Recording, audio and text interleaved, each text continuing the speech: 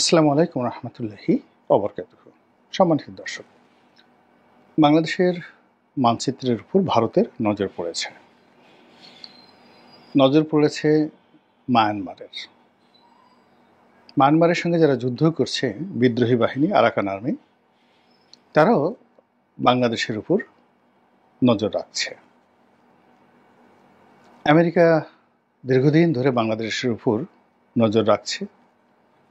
চীন এখানে তাদের যে বাণিজ্য সম্ভাবনা, সেই সম্ভাবনাকে তারা সাম্রাজ্যবাদী নীতিতে পরিবর্তন করবে কিনা এখনো বোঝা যাচ্ছে না। কিন্তু চীন বাংলাদেশের ব্যাপারে অতিমাত্রায় উৎসাহ দেখাচ্ছে।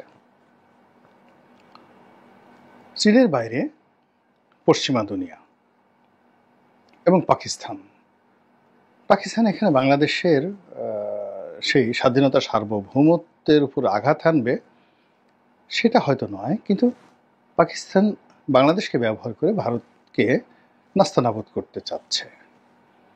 তো এই যে বাংলাদেশকে নাস্তানাবুদ করার যে প্রচেষ্টা, বহুমুখী প্রচেষ্টা, এটাকে আপনি বাংলাদেশের মানচিত্রের উপর শকুনের নজর পড়েছে এটি বলতে পারেন।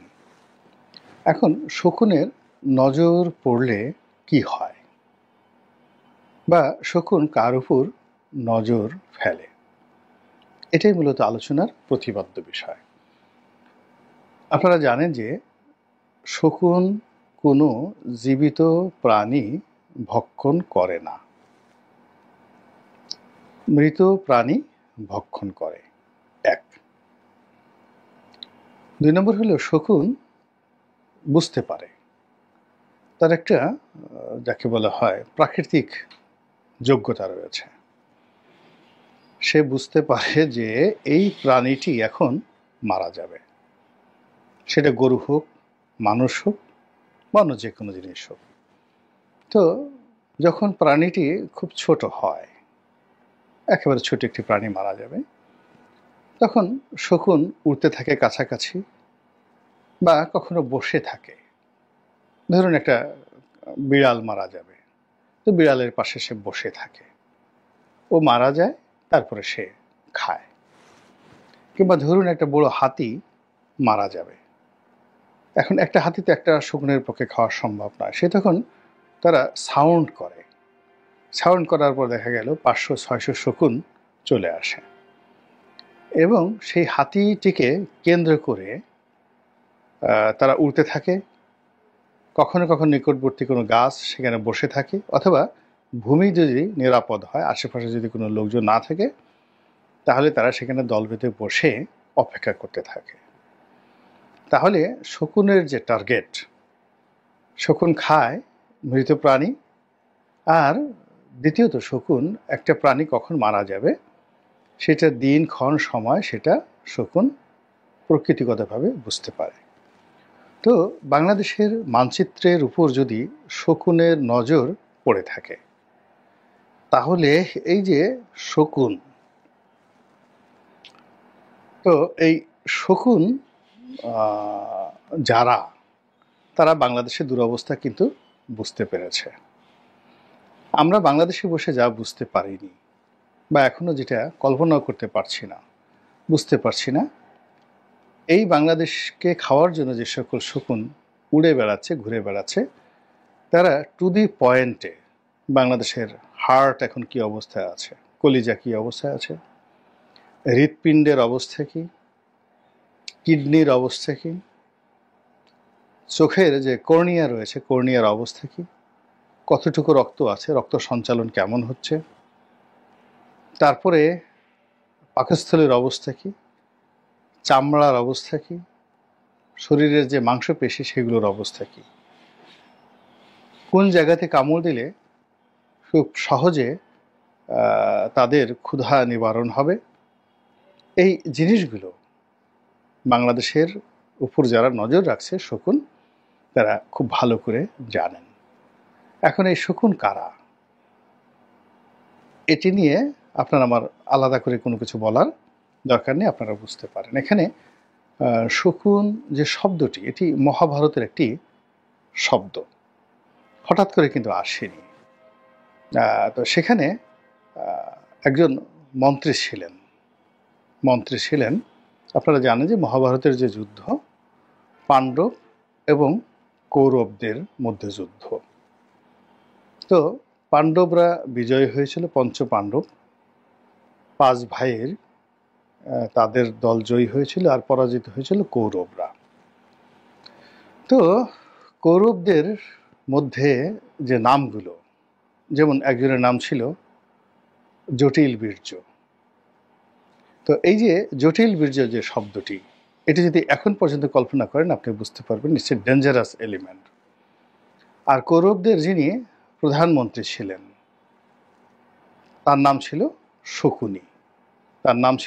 শকুনি, যিনি কৌরবদের যে রাজার শ্যালক ছিলেন।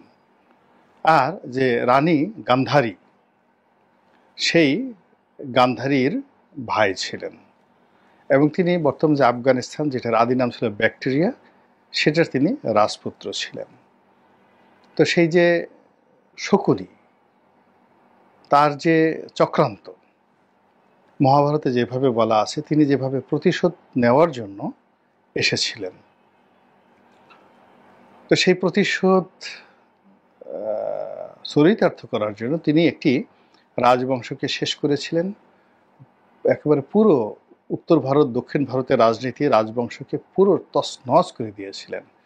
তো সব মিলিয়ে তার যে একটা ভিলেন চরিত্র, সেই ভিলেন চরিত্রটা ধীরে ধীরে একটি পাখির উপরে চলে এসেছে, শকুনের উপর।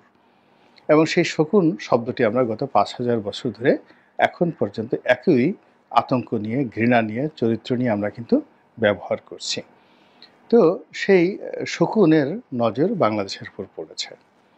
আর ইতিমধ্যে আমরা অনেক দায়িত্বপূর্ণ পদ থেকে শুনতে পাচ্ছি, বাংলাদেশের মানচিত্র নিয়ে কথা শুনতে পাচ্ছি, সংবিধান নিয়ে কথা শুনতে পাচ্ছি, ভীষণ রকম ভয়াবহ সব কথাবার্তা, সমুদ্র নিয়ে কথাবার্তা শুনতে পাচ্ছি, সেন্ট মার্টিন নিয়ে শুধু কথা না, কর্মকাণ্ড আমরা দেখতে পাচ্ছি। এরপর বাংলাদেশের আকাশ, বাংলাদেশের বাতাস লিজ দেওয়ার জন্য আমরা যে সকল কর্মকাণ্ড করছি, এর ফলে কি হলো, শকুনদের মধ্যে নিদারুণ একটা উন্মাদনা তৈরি হচ্ছে যে এই দেশের নদী নালা, খাল বিল, এদেশের বনভূমি, এদেশের মানুষ, পশু পাখি, কীট পতঙ্গ সব কিছুই শকুনদের আহারের জন্য খুব দ্রুত প্রস্তুত হয়ে যাচ্ছে। আর আমরা এই পুরো বিষয়গুলোকে পর্যালোচনা না করে এক ধরনের কল্পনার শক্তি, ইলিউশন, সেই ইলিউশন নিয়ে আমরা বেঁচে আছি। আমাদেরকে জান্নাতে যেতেই হবে, আমাদেরকে 70 জন হুর পেতেই হবে, এবং নিজের জীবন যায় যাক, কিন্তু কোনো অবস্থাতেই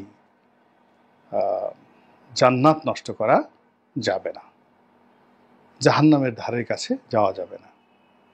এই চিন্তা নিয়ে, এই কল্পনা নিয়ে আমরা বর্তমান সময়টিকে অবহেলা করে, কাউন্ট না করে, আমরা আগামী দিনগুলোকে নিয়ে যে স্বপ্নের জাল বুনছি, এই স্বপ্নের জাল আমাদেরকে পঙ্গু করে দিয়েছে।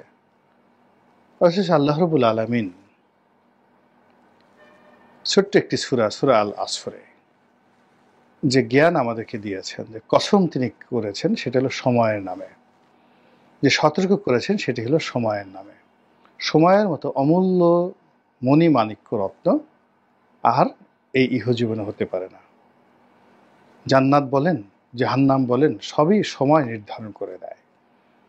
কাজে 2025 সনে আমাদেরকে বুঝতে হবে আমাদের সীমান্তে আসলে সমস্যাটা কি, মায়ানমার সীমান্তের সমস্যাটা কি, আর ভারত সীমান্তে সমস্যাগুলো কি। আমাদের যে দুর্গম এলাকাগুলো রয়েছে, সুন্দরবন, বান্দরবন, খাগড়াছড়ি, সিলেটের কিছু অঞ্চল, তো এখানে প্রকৃত সমস্যা কি, কী ধরনের ঝুঁকি এখানে রয়েছে। আমাদের দুটো চিকেন নেক রয়েছে।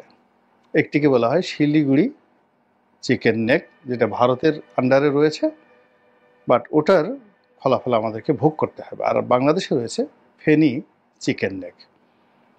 এটি আমাদের জন্য কতটা বিপদ বিপত্তির কারণ।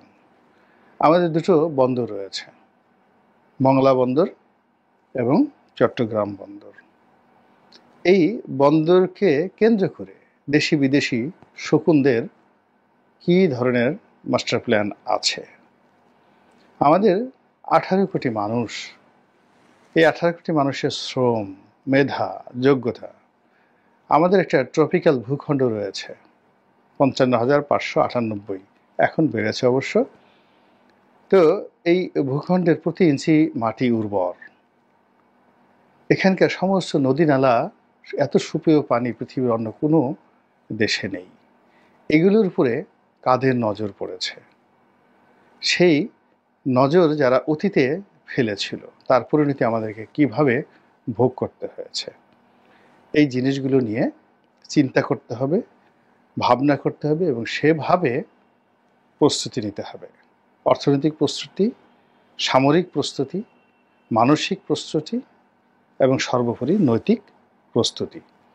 কিন্তু আমরা সেগুলো না নিয়ে কেবল কল্পনার ফানুস তৈরি করে আকাশে বেলুন উড়িয়ে দিয়ে আমরা আকাশের ঠিকানায় চিঠি লিখে ভালো আছি, ভালো থেকো, আকাশের ঠিকানায় চিঠি লিখো, এই জনপ্রিয় গানটির মতো করে আমরা এগিয়ে চলেছি। আল্লাহ আমাদের সবাইকে হেদায়েত দান করুন এবং হেফাজত করুন। আসসালামু আলাইকুম ওয়া রাহমাতুল্লাহি ওয়া বারাকাতুহু। আমাদের দুটো বন্দর রয়েছে, মংলা বন্দর এবং চট্টগ্রাম বন্দর। এই বন্দরকে কেন্দ্র করে দেশি বিদেশি শকুনদের কী ধরনের মাস্টার প্ল্যান আছে। আমাদের 18 কোটি মানুষ, এই 18 কোটি মানুষের শ্রম, মেধা, যোগ্যতা, আমাদের একটা ট্রপিক্যাল ভূখণ্ড রয়েছে 55,598, এখন বেড়েছে অবশ্য। তো এই ভূখণ্ডের প্রতি ইঞ্চি মাটি উর্বর।